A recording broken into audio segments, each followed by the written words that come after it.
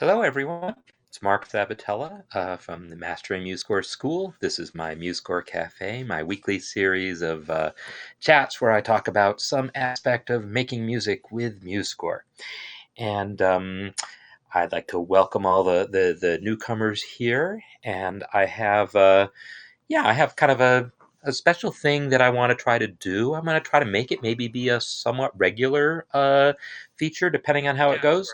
But I have to say, whoops, sorry. Um, I'm going to be totally open to suggestions and comments about this. So this is going to be one of those sessions where I will absolutely want you guys to be chiming in with suggestions on how you might want to do this. So let me get the chat window up here so I'm seeing this. And yeah, hi, I see people all around the world already, and this is great. Um, so uh, let me tell you what I have in mind first, and then we'll go from there. So what I have in mind is just to have people create some music with a given set of parameters, and maybe they're not parameters that you're used to working in, or maybe they are, and use it as an excuse to push yourself that much harder in it. And so I just sort of picked doing a choral arrangement, whether it's actually meant for a large choir or maybe just four voices for that matter. Could be a barbershop quartet for all I care. Um, uh, but to deal with the problems inherent in writing for voices, in writing for four voices in particular, and dealing with the harmonic things that come up, dealing with the vocal things that come up, dealing with voice leading, dealing with everything, then dealing with actually creating a melody to fit a lyric, which is its own challenge if you haven't done this sort of thing much before. And well, even if you have, every lyric is its own interesting challenge. And so uh, I am going to use. I just sort of did a little search around for some poems. I mean, I've got some that I've used in the past that I've liked using, and I might talk about Goblin Market in a little bit because that's one Christina Rossetti that I've used. I've never actually set it to music, and it's way long. But I'm going to use actually this Robert Louis Stevenson. Lewis. Yes, I don't know how the name is actually meant to be pronounced. And sorry to be giving you a headache while I'm doing this, but I need to be finding the thing. So, Autumn Fires is the poem that I personally am going to set to music. And as far as this goes, I'm fine with if you all want to use the same poem. Great. That would be kind of fun to see what we all come up with. Or if you have a different poem about autumn that you would like to use, and maybe it's not about autumn in general, but maybe about a particular month. And that reminds me to talk about a song called When October Goes, which is an interesting example of this. So, the poem is up on the screen here, and I'm just gonna read through it, and I'm gonna read through it uh, very plainly. In other words, I'm just going to let the syllables speak for themselves. It's going to be kind of in a rhythm because there is a set number of syllables per line that fits a pattern, um, and then we'll go from there. So in the other gardens and all up the vale, from the autumn bonfires see the smoke trail. Pleasant summer over, and all the summer flowers, the red fire blazes, the gray smoke towers. Sing a song of seasons, something bright in all. Flowers in the summer, fires in the fall. Now, those of us who live in the United States know that there's a lot of fires going on right now, and so there's something extra topical about this. Um, but oh, cool! That interesting that someone else is already saying that they've chosen the same one. Yeah, and by all means, pick your own poem. If you got your favorite fall poem that you want to use it. In fact, there.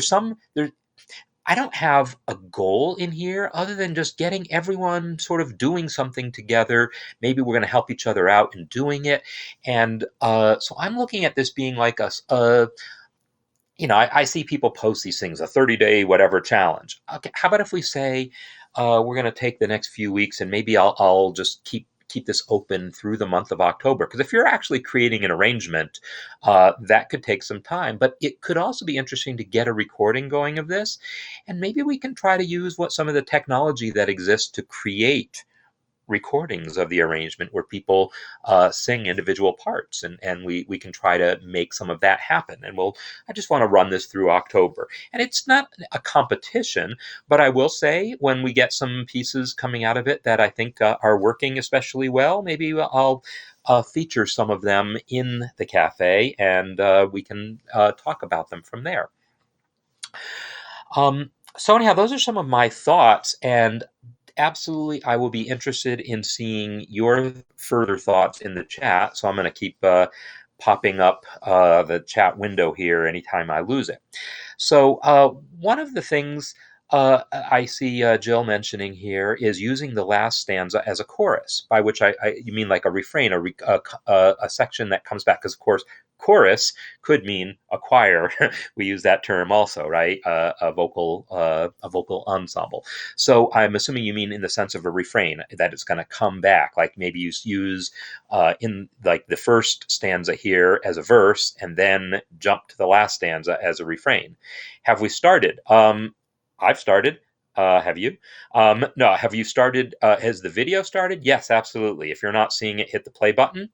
And so I better put that in the chat, right?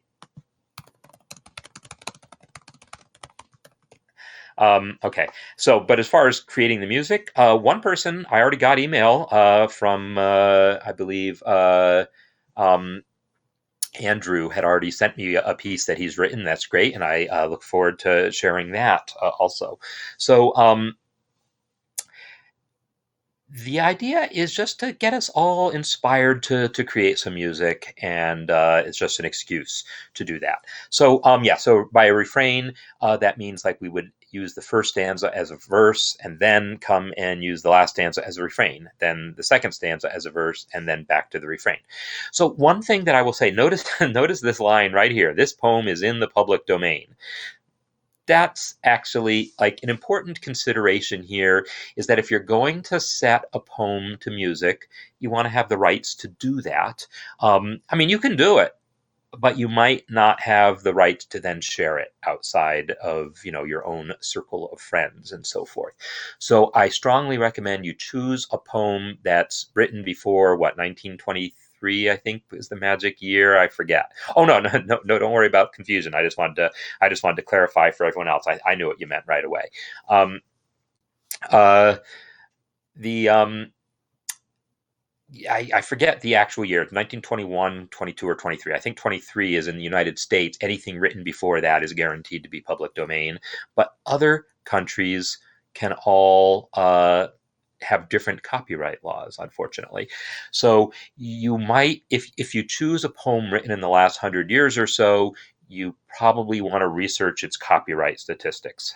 Okay, so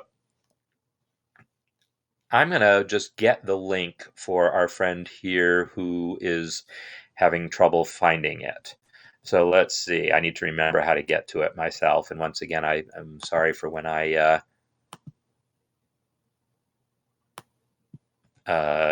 give everyone a headache by flipping.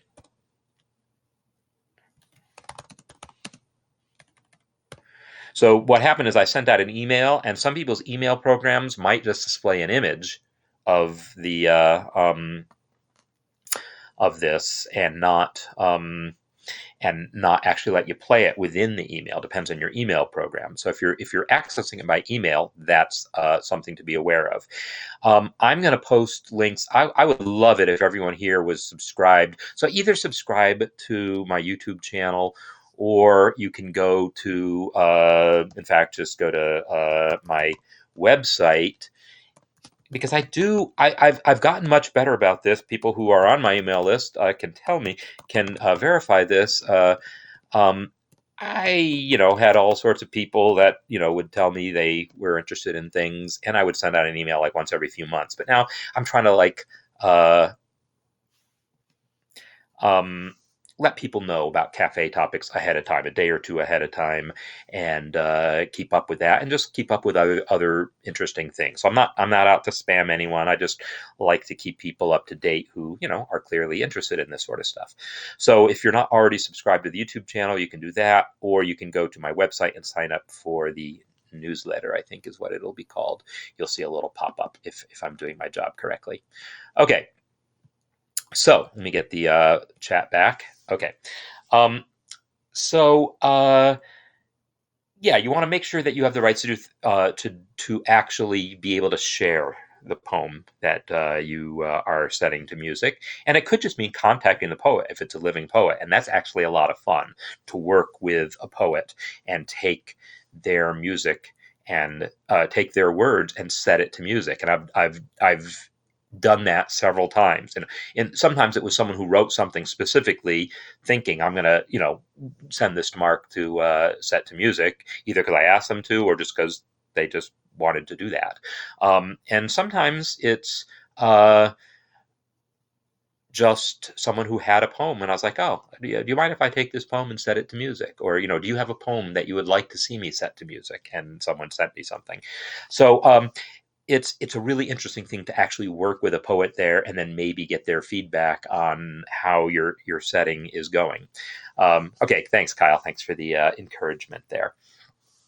Okay, so there's so many different ways to go about this, and we're just going to talk about this kind of an ongoing basis. I'm looking at, I don't know what my topics are going to be for the cafe the next few weeks, but I'll probably spend some amount of time each of the next few weeks talking about some aspect of what I'm doing. Because I'm going to create one of these things, and I will love it if you guys will show works in progress or ask me questions as you start, as you start getting into this. So I don't know, if you already have a poem in mind, great. If not, just do some web searches and find something that kind of works for you. I mentioned a couple in specific. So this is Autumn Fires. That is one that I found when I was searching around, and I liked it. I liked the poem. I liked what seemed like the lyric possibilities of it. In other words, it felt like this would be singable. Sometimes the language, the way it's used, feels a little like artificial, and feels a way that maybe would be hard to sing in a way that I can't necessarily put my finger on. But this wasn't giving me that. This was giving me a sense of, oh yeah, I could totally imagine melodies in which this is singable. So and of course, it's not too long, and so I'm not having to write a ton of music to set this to music. That's a consideration. So I mentioned Goblin Market, and I'm going to pull that up. Goblin Market.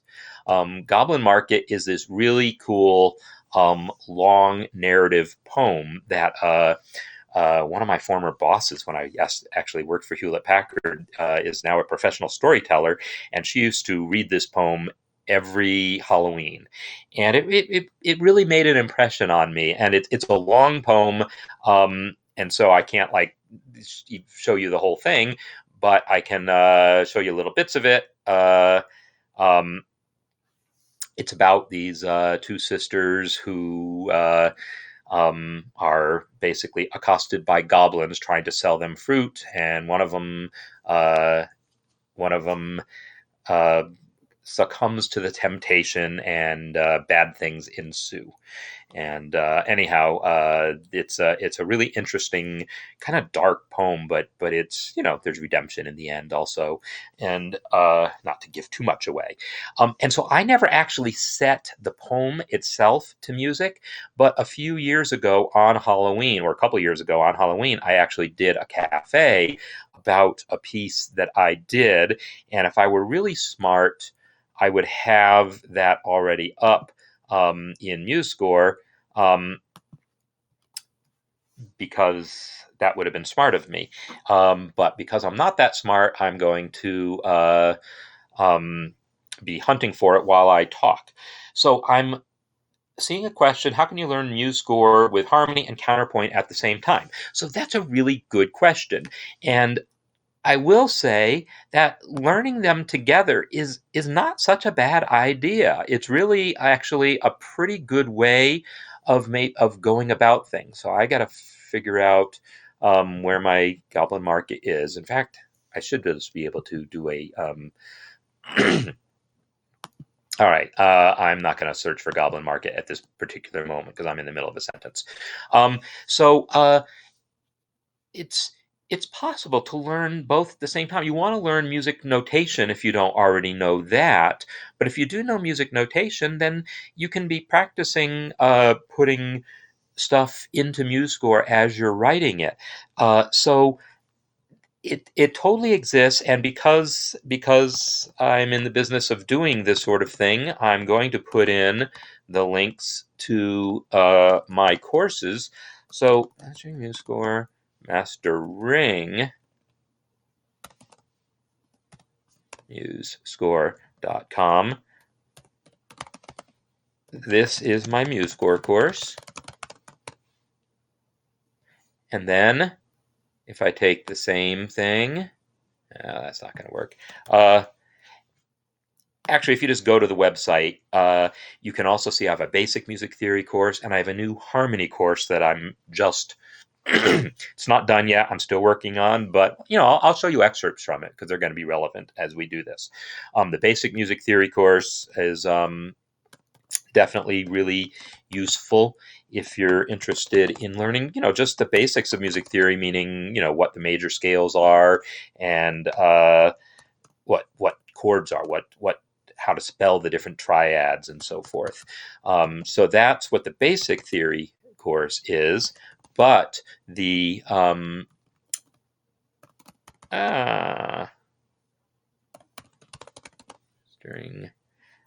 usually can type faster than this. The harmony course is about chord progressions, how the chords actually work together so you build the harmony of a piece, and that's where things get much deeper. Usually if you've taken instrument lessons or learned to read music, you probably learned most of what's in the basic music theory course, maybe not how to spell seventh chords and things, but the harmony course is definitely pretty. Go ahead and click on it and you'll be able to see all the handouts, and all the handouts are also on MuseScore.com. If you go to my profile, you'll find them. But it's pretty in depth, the harmony course, and so I'll talk more about it as I go along. So can you import a MuseScore file to Cubase or Logic? What you can do is you can, within MuseScore, you can hit the playback button, and because I still really do actually want to find Goblin Market, I'm just going to go to Google Drive and search for Goblin Market. There we go. Lovely. MuseScore 2 lead sheets, but I don't want to open it in here. So that's where I thought it was, MuseScore 2 lead sheets, and that's where I tried to go, and there was nothing in it. So anyhow, this folder here, it's within the MuseScore 3 folder. Okay, so if I come here, you can tell MuseScore to do MIDI output, and then any MIDI input device will see it. Things like Cubase aren't necessarily set up to be input devices, but then there's a program called Jack that allows programs to talk to each other, and Jack can be used to send the output of MuseScore into the input of Cubase. Or you could just export your MuseScore file as a MIDI file or as an audio file and then import it into Cubase or whatever. So I am going to load Goblin Market. There it is. Yay. So you can just hear. So Goblin Market was, I'm going to ignore that, just a little chunk of music that I wrote to sort of convey the sound of the goblins who are accosting the sisters. So now you get to tell me if my audio is working correctly.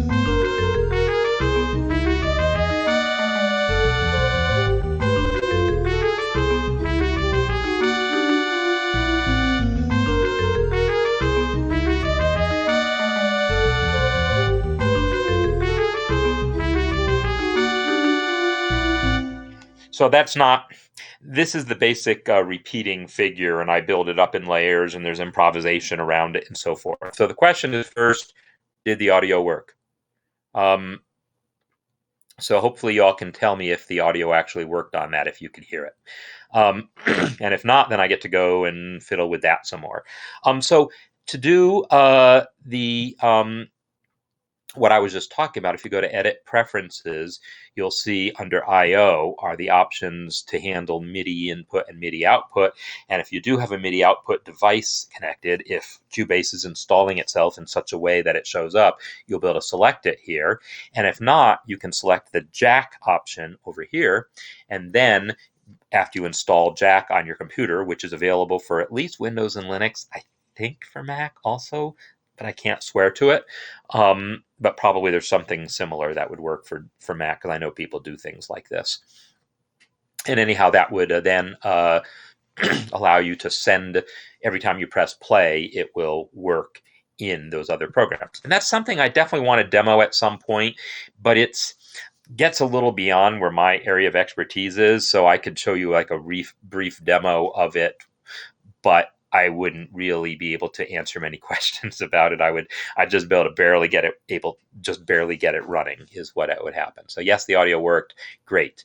So you all are looking at the time signature here. 1, 2, 3, 4, 1, 2, 3, half 1, 2, 3, 4, 1, 2, 3, half 1. That's how that goes.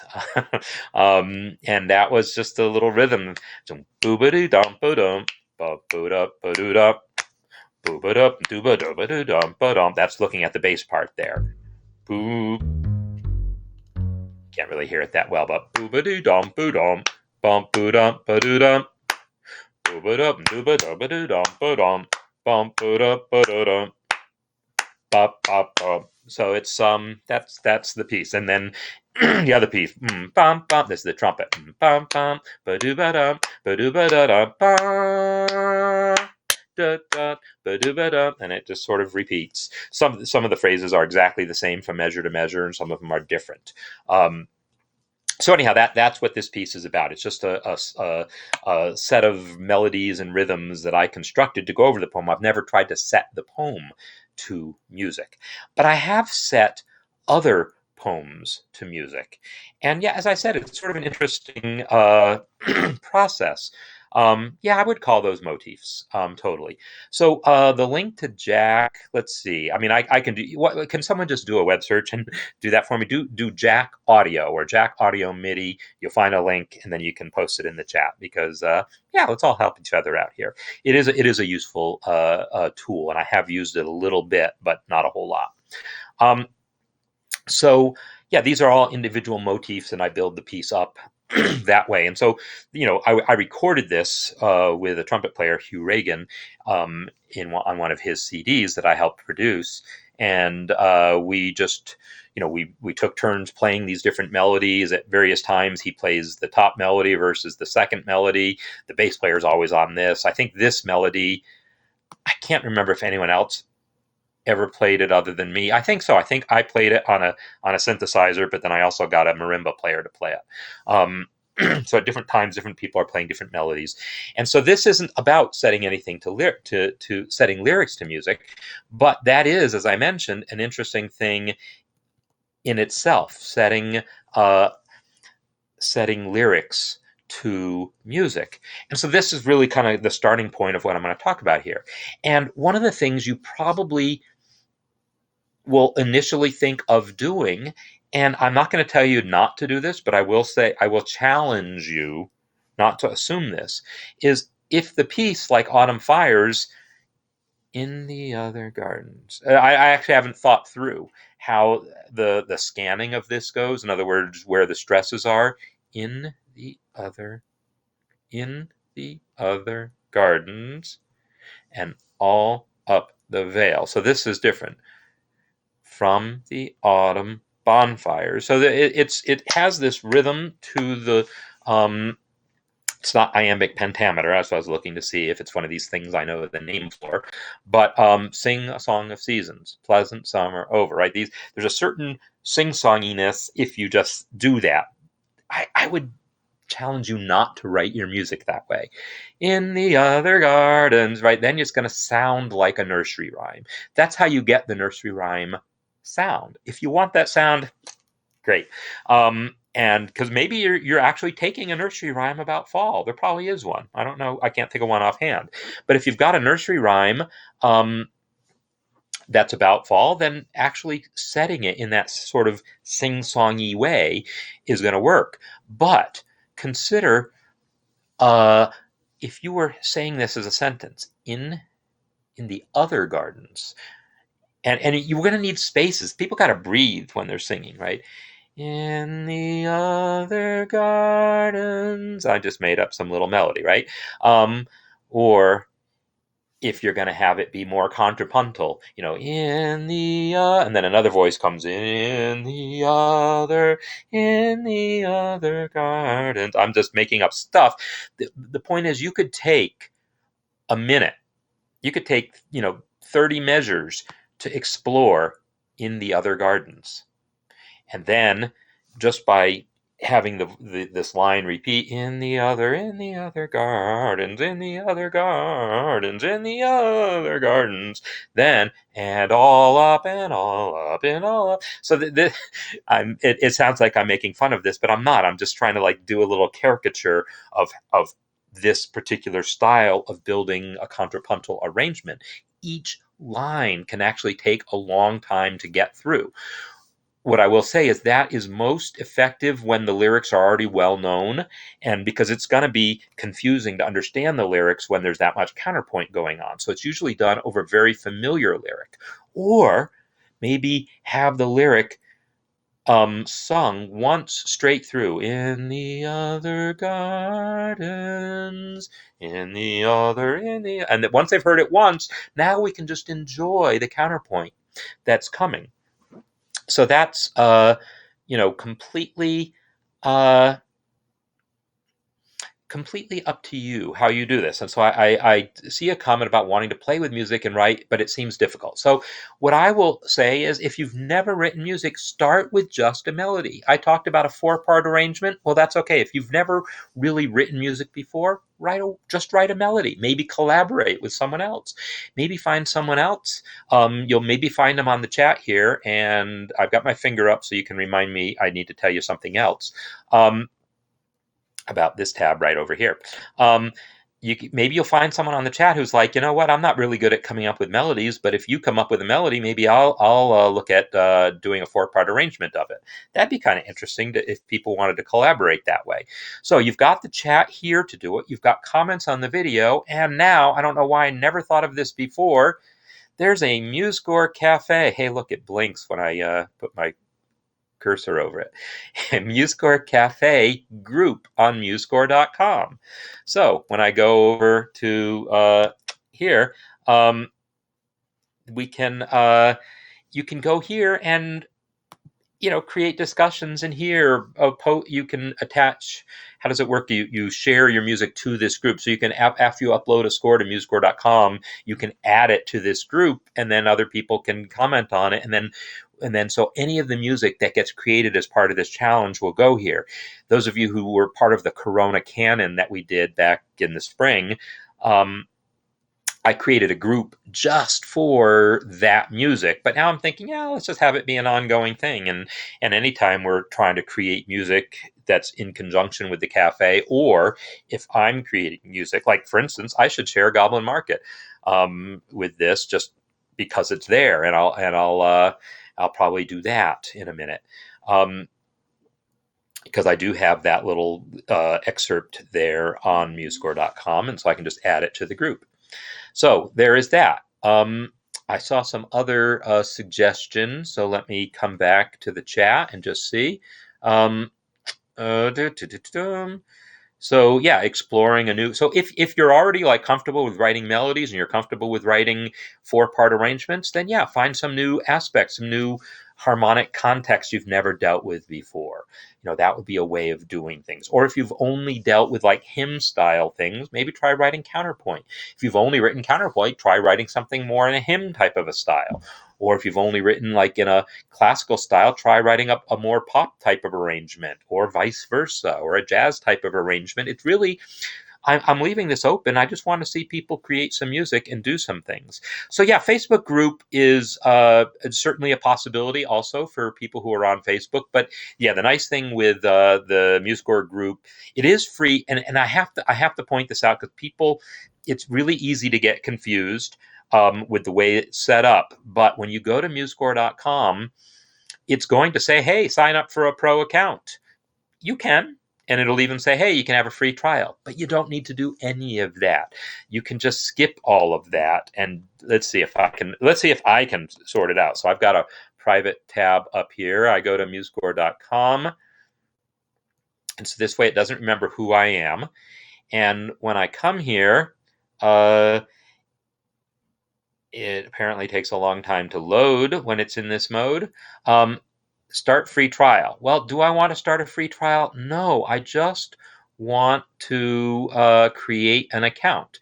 So, one of the things you need to do is figure out how to do that without signing up for the free trial. And to be honest, they change these things all the time. So what happens if I hit the login button? So I don't know my way around this because I've been logged in for 10 years now. But if I hit the login button, probably it comes up with something that says, don't have an account, try one, whatever. Find your way around. It is definitely possible to create an entirely, here we go, create an account right there. So you can log in with Facebook and log in with Google. So lots of options for creating accounts. I've created free ones before just to make sure I see that it's possible. So the nice thing is then, on MuseScore.com, then when we have a score, Goblin Market. Am I the only one who's ever set any music for Goblin Market? If so, it's going to be the only thing that shows up, and it is, in fact, the only thing that shows up. So I can go here, and now that I've already uploaded this piece, but now I can say add to group. There's a button somewhere that says add to group, and see, I have to remember how to do these things. These three dots over here, maybe. Add to, remove from group. There you go. So MuseScore Café, and someone's added themselves to the group already, so that's great. And now Goblin Market is in there. And so feel free. I mean, you can upload anything you want in there, but it'd be nice if it's things that are related to things that we're actually talking about.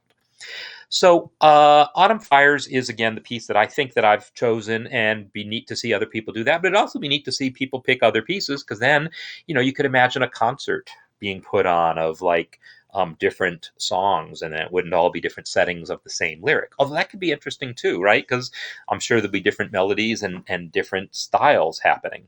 So, one of the things I mentioned, since I mentioned, I want to follow up on it, is When October Goes. And it's a song, I love the song. And so anyone who knows anything about this about me, that Barry Manilow is one of the people I grew up with. But let's check out the Wikipedia thing. So Johnny Mercer wrote some lyrics before he died that okay, you can give money to Wikipedia. I've done that in the past. I haven't done it this year yet, so I might do that because it's a great resource. I rely on it a lot. So Johnny Mercer wrote these lyrics, and he had written a lot of song lyrics. So he wrote this thinking, oh yeah, someday I'll finish this. Someday it'll be set to music. It was written to be a lyric. It wasn't just written to be a poem. And that can be a significant thing, because if someone writes something to be a poem and they're not thinking about it being a lyric, they might write differently. To me, that's interesting. It's actually really interesting to take a poem that was never expected to be a lyric, because then they don't write it necessarily so sing-songy, or that they don't do the things that you do when you think you're writing a lyric. And so, but if you think you're writing a lyric, then it's probably going to work out really well. And Barry Manilow took this lyric and set it to music. So anyhow, that's the story with that. And if I go to YouTube, I think it will let me play a little bit of the song. It's a really interesting song. It's about the coming of fall and sort of the passing of winter, but it's an allegory. So obviously things are just working really slowly for me right now. So maybe that's just not going to happen. Don't know what's going on. Hopefully my video is working okay, even if other things are being super duper slow. But yeah, that's just not going to be fun. So let me come back to the chat and see if we have other questions or anything happening. No idea why is I know Google was having all sorts of problems last week with Google Drive and things. Maybe Google's having problems right now, for all I know.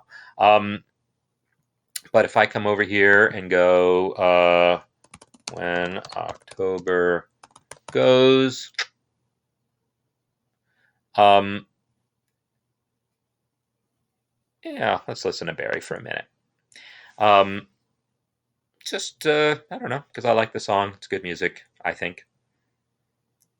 But it's not even going to play. So yeah. Skip ads. Will it play? This one is real special to me because the lyric was written by the late Johnny Mercer. So it's just And when October goes, the snow begins to fly above the smoky roofs. I watch the planes go by, the children running home beneath a twilight sky. Oh, for the fun of them, when I was one of them. Anyhow, that's the song. It's a song about aging and October. The allegory having to do with October. The autumn of your life, as it were. So anyhow, that's an example of a poem that was written to be a lyric before it was set to music.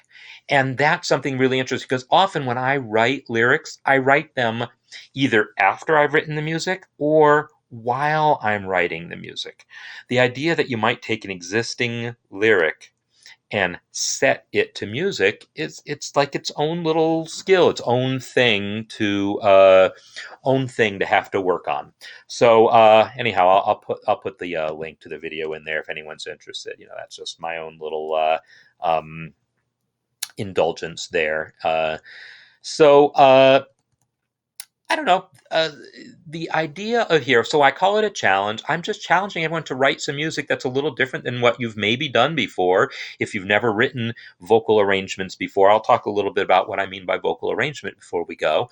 But it'd be just really interesting. So let me pull up a vocal arrangement that I did of a poem that was written. And again, I have to find the thing and remember where I put it. She's coming this way, and I don't know if this is the vocal arrangement or not. Yes, it is. Good. So this was a poem that was written in hopes of it becoming a song.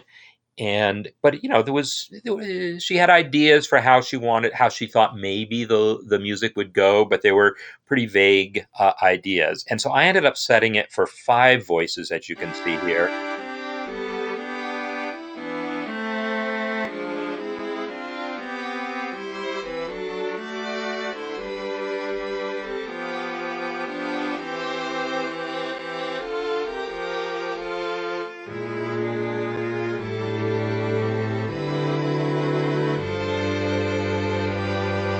So that's the first verse of the piece. And actually, if I should actually play a little bit into it, because one of the things she told me, one of the main things she told me, was that there was a specific passage that was kind of a refrain where she felt like she only wrote half the refrain. She said the refrain should be longer than this. Probably the last syllable should just be held out for a long period of time with some ooze or something.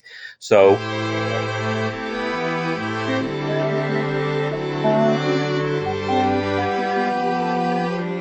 then this is all O's.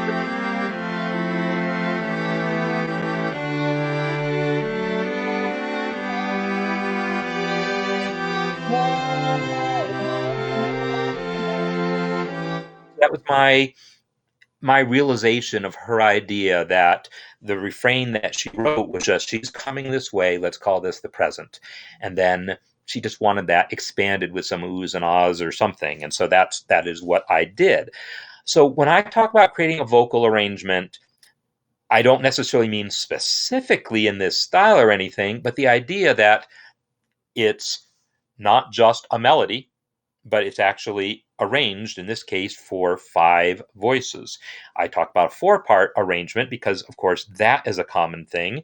And you've probably, well, depending on whether you've seen it or not, I've did one that I posted here at some point, except I can never remember where I put my stuff sometimes.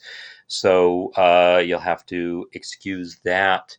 But I did one on Oh Susanna that would be the one I would want to show if that was the case, because that's more of a really typical just 4-voice thing. And yeah, I just can't remember where I put the dang thing.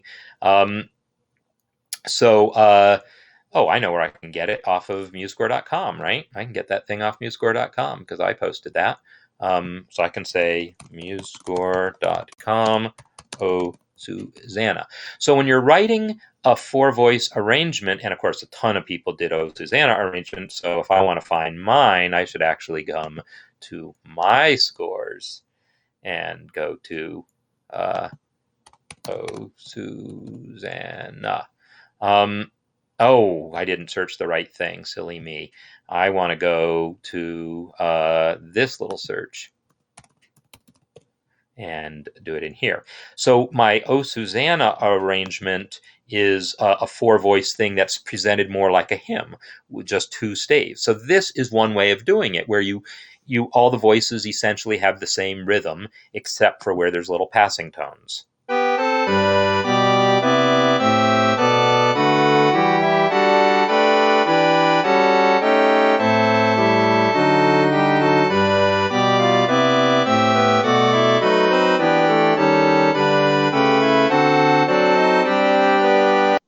So that's a hymn style arrangement of O Susanna, in which, or chorale style, where basically you have 4 voices all moving together, except occasional little moving passing tones. Whereas when I showed you the this piece, She's Coming This Way, you see that sometimes the voices are moving together, like right here. But other voices are resting, and then other places there's only one melody moving while the rest of them are holding out notes. And then there's other places still where it's more contrapuntal, like during that whole ooze section. Oh, no, that's not the ooze section. It's different ooze. You know, ooze happen a lot in this piece. But we've got this moving part here.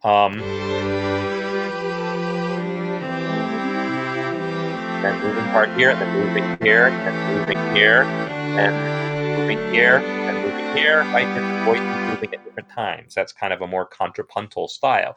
And when you're doing that, you will want to write it on separate staves, like I did here, because it's going to be way too hard to follow if you try putting it on just 2 staves like this. So there's all sorts of skills that go into doing this sort of thing, from the chords that I picked to go with the melody, to how I voiced these chords and the voice leading that go into that. So if you've never done that sort of thing before, well, then it's a challenge that I'd love to see people take up. I will say that during these next few weeks, while I'm doing this, the harmony course that I mentioned, if I go to my, well, if I go, I guess I have to go to school and then P and then harmony. I put that link in there. I've actually made all the first bunch of lessons that I've recorded videos for. I've just recorded videos now, a couple hours worth of video for what I call the basic principles. And these basic principles are actually pretty deep about things. I can go to the voice leading lesson, and I've made them all free preview. So all you have to do is click on the free preview here, and you'll be able to basically, when I say preview, you can watch the whole lesson. I mean, preview, it's not the whole course, but this whole section of the course you can just check out on your own. And it's videos of me explaining the concepts of voice leading and showing examples, in this case from Bach, and then also the handouts that go with it kind of summarize things. So if you're looking to learn the techniques, I got you covered. I want you, taking advantage of the handouts that are, and these handouts are all on MuseScore.com. I should actually get you that, right? So let me go there. Let me go to my profile, and then sets, and then harmony and chord progressions, which is the name of the course. So if I post this into the chat, you can actually access all of the handouts. And the handouts are kind of cool because, like if I go to that voice leading one not showing, if I click a measure, right, you can hear it. You can, like, read the description of things and then hear the playback and see my notes that go with it. So the handouts are useful on their own, and they're right here on MuseScore.com. But when you go to the course, you get 15 minutes of me reading. It's not me reading the handout, it's me explaining the concepts, and then the handout is like a good reference after that. So if you've never done this sort of thing before, or even if you have but feel like there's more you can learn about it, definitely go over there, and all of the handouts are free, and the videos that go with these ones on all these basic principles of voice leading and so forth, I've just got those available as free previews there. While you're working on this project, you'll be able to check them out. So I got lots of information for you to do. So, okay, so the question about adding piano. You notice both the examples I gave were a cappella, meaning unaccompanied. I like writing unaccompanied because it's fun for me. I like the challenge of it, but of course I'm a pianist and I like accompanying too. So I like that too, and that's totally up to you. Totally up to you whether you add accompaniment. And your accompaniment could be piano, but you could write it to have guitar accompaniment or a handbell choir. I don't really I will leave that up to your imagination. And that subject of imagination is maybe the last thing to talk about today. Is, okay, I've showed a piece that was a fairly traditional, like that "Oh Susanna" was a traditional hymn style piece. That other, the "She's Coming This Way" was for 5 voices, unaccompanied, in a fairly traditional, say, jazz vocal ensemble type of thing. It's the harmonies aren't all that jazzy, but aspects of it were. And so it's within a particular genre, and I wrote within that genre. So if there's a particular genre, like I would love someday to try to write a barbershop arrangement. I've never really tried to do it. I think I briefly demoed one aspect of something a little while ago. But it'd be really fun for me to research a little more about writing barbershop and study that a little bit and write I don't know if Autumn Fires is the best choice for that. I'm smiling really big just even thinking about the silliness of it. It's not that barbershop is silly, but it's like, is that the most appropriate choice for it? Maybe it is. Maybe it'd be fun. But also Beach Boys. I think it'd be really fun to really get inside Brian Wilson and think about the types of the way he wrote vocal harmonies and see if I could do something that reminded me of Brian Wilson. There's all sorts of specific things that I find it really interesting to get inside of a particular style and research it a little bit, look at examples of it, and try to write in that style. That said, it's also really interesting to me to not do that, to just write the music that comes from within me. And I got a lot of music within me, but sometimes I can make it happen sometimes, and other times it's just, if it's not there, it's not there. But I can always say, you know what, I'm going to sit down and write a 4 voice SATB piece, because I know how to do that SATB piece. I know how to do that. That's a skill I've worked on, and I can just knock those things out. It's interesting. It's challenging. But there's a certain creativity of picking a new genre or working more within yourself. So, I'm looking now at more of the comments in here, and favorite instruments to translate. Okay, so I don't generally use the voices when I'm writing for voices, the voice playback. I think that one piece that you listened to there, and she's coming this way. I'm using strings, right? I set this up to be basically a string quintet. I think if I go to the mixer, you'll see a violin, a viola, a couple of violas, and a cello. So that's what I wrote, because it fits the ranges well enough. You want one that sustains, right? Piano doesn't sustain. So, like, I can go, na,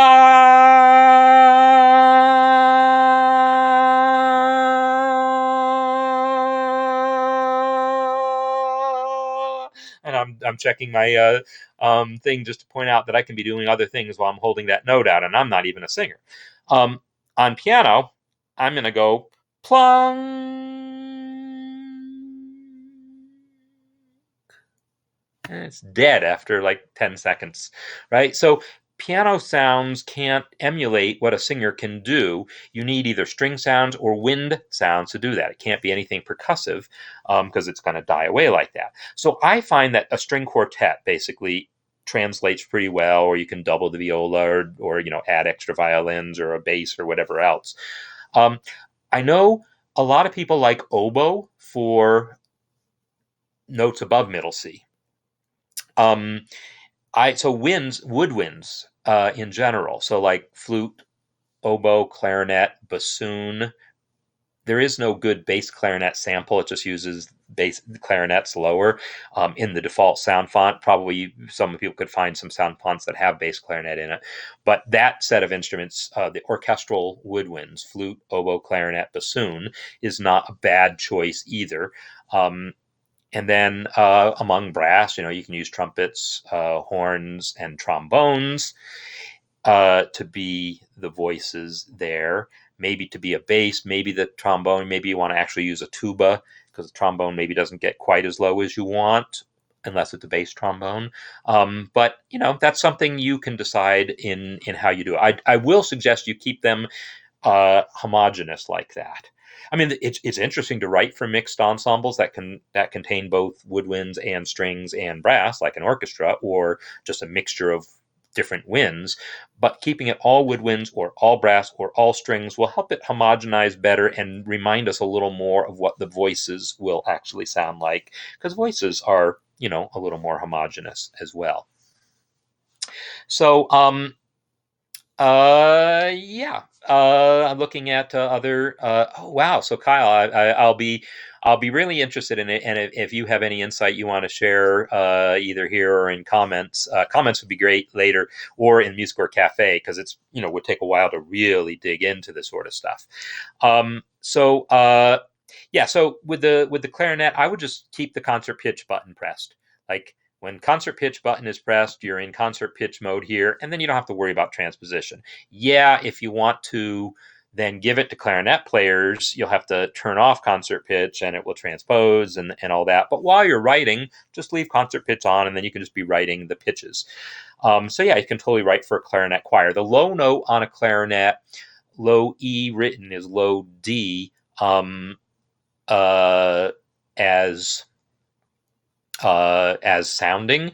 And so that low D is, a tenor really would want to get lower than that. So maybe actually an alto clarinet actually covers the human tenor range. The soprano clarinet covers the alto range just fine. Altos are not getting below D. Well, maybe Sarah Vaughan after a pack of cigarettes or something.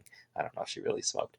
But contraltos maybe will get below that D, but a clarinet covers the alto and soprano range well. The alto clarinet gives you a little bit lower, and so that gets you down to the tenor human range, and then a bass clarinet covers the bass range pretty well. So that's certainly all possible to do it that way. Uh, can you add timing above the notes? So I also saw a question about MuseScore 4. I'm going to come back to that. So if by timing above the notes you really mean you want to write in like counts, like 1, 2, 3, 1, 2, 3. Yeah, there's a number of ways you can do that. I guess the way I would actually suggest doing it. Actually, I'll tell you the best way to do it right now. I had to think about this for a second. I'm going to use Nashville notation. What's Nashville notation? Well, it doesn't even matter. It's a form of chord symbols that you probably aren't otherwise using. And I'm going to write in a Nashville number. So add text Nashville number. And then I can type a number, and it's going to play it. No, it's not going to play it back. I forget if it's going to play it back or not, to be honest. But I can type that number, and it's meant to indicate the one chord. It's like a form of Roman numeral analysis, but it's different. And then it does play back. There you go. So I press semicolon. Semicolon is a shortcut that works for chord symbols and Roman numeral analysis and Nashville numbers. And I'm using the Nashville numbers because it's designed to work with numbers, and it won't try to do bad things to them formatting wise. Semicolon moves by beat. So 1, semicolon 2, semicolon 3. I can go to do this. Now, it's playing them back because it thinks that these are chords, but all I have to do is come over here and turn off the playback and hit the set as style so that none of them will play back. And then I'm good. I've apparently made my inspector a little too narrow. So there we go. So they'll still play if I click on them, but they won't play. Not playing while I'm just doing the playback. So that would be a way of entering them is as Nashville notation. Then it's designed to work well above the staff to display them as numbers. Semicolon will just let you count beats. So there's possibility. So as far as MuseScore 4 goes, yeah, I can certainly tell you that MuseScore 4 is well underway as far as the development. But when I say well underway, I mean, it's started. It's going to be a while before it's ready to go. How long? I don't know. A year? It's just a guess. But this link here that I just put in the chat is a nice article that was posted to the MuseScore forum about some of the things that are being worked on. And it's all being worked on, and it's still a work in progress. You can go on MuseScore.org, the main MuseScore website, and you can say download software, and if it decides to work a little bit faster, you'll be able to scroll down and see that let me come back to it now that it's there. Scroll down and see the development builds, and you can come here and grab, for instance, on Windows, you'll see that there's all these nightly builds, and the ones that say master, this is all the work in progress towards MuseScore 4. But it won't be very impressive yet. You'll just see that things look different and weird because it's not done yet. It's all in progress. But it will, there's a lot of stuff coming, and a lot of it has to do with improving the playback capabilities and the flexibility of how you work with it with playback. But also we're really looking at some significant improvements to the notation itself, just getting things to look even better by default. So there's less manual adjustment of things. Some of that is probably going to come sooner than MuseScore 4. There'll probably be a MuseScore 3.6, maybe even by the end of the year. Maybe not. But somewhere around there, maybe, that we'll have some of those engraving, the notation improvements. So what else? That's so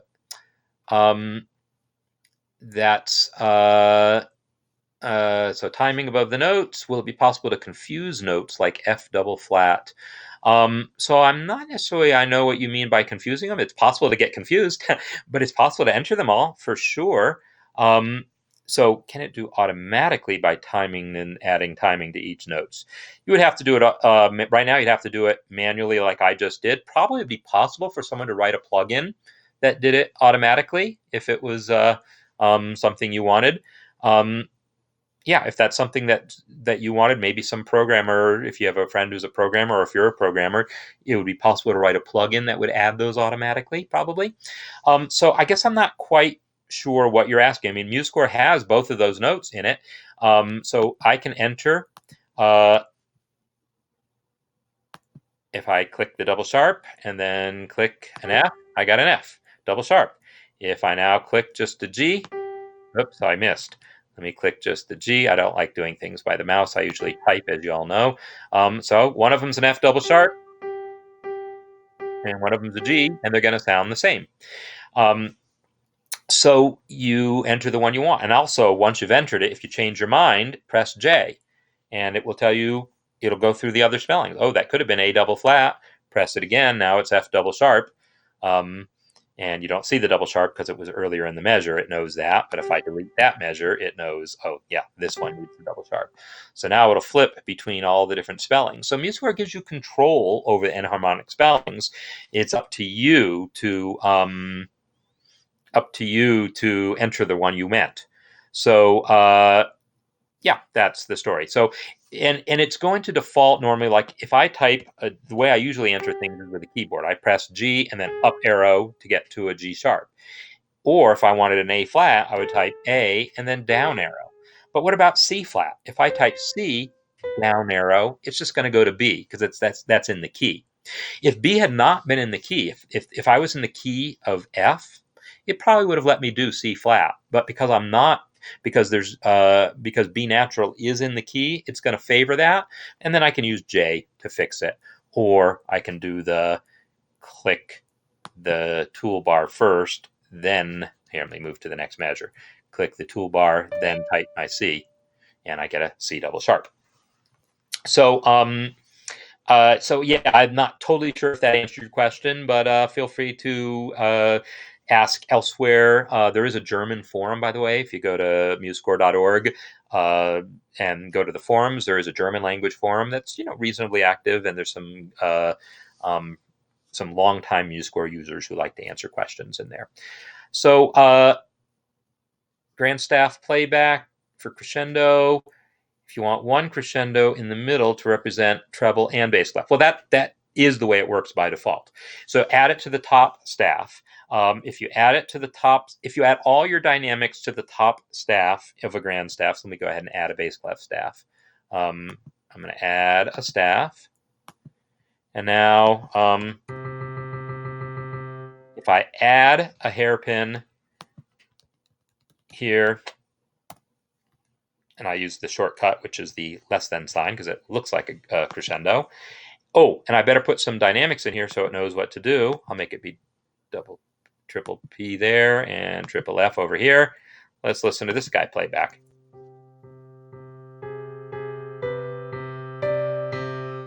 So by default, dynamics do apply to both staves, but you do want to, if it's a grand staff, if it's an orchestra score, it applies to that whole instrument, not other instruments, is by default. And you'll even see that here, dynamic range here in the inspector is set to part, another word for instrument, basically.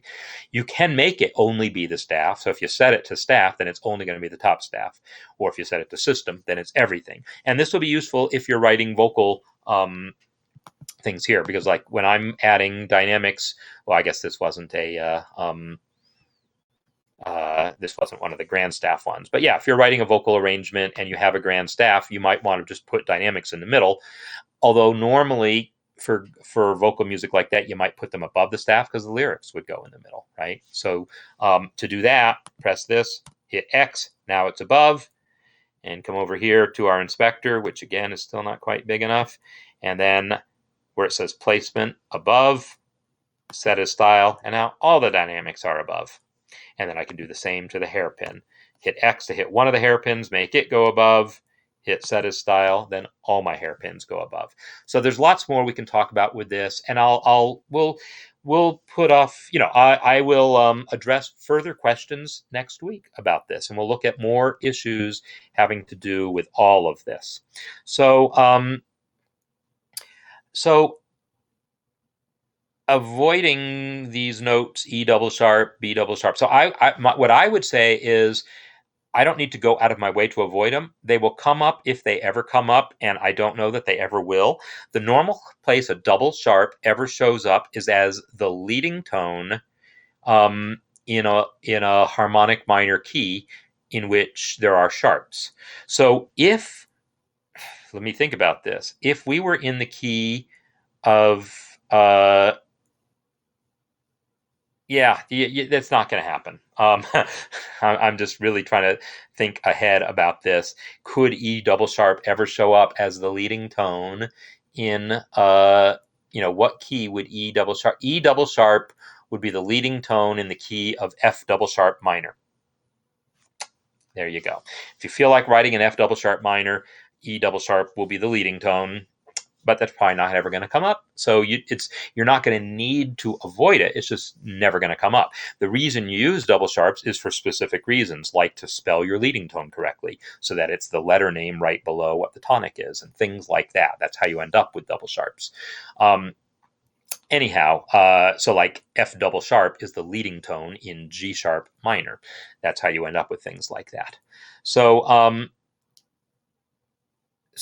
the counting notes, yeah, Philip, I did answer that question, and just scroll down or just watch the video later. But yeah, I use the Nashville numbers to do it. If you want someone to write a plugin to do that automatically, maybe you can find a programmer, or maybe you're a programmer. It would probably be possible to write a plugin that would add them automatically, but it's not a built-in feature because it's not something that would happen normally. But you could also just go like this. You could go to an empty measure and say add Nashville numbers 1, 2, 3, 4. Now select this measure and go. I'm pressing R, and it's just repeating that measure. All right, now I got a whole score full of counts, and now you can start entering your notes, right?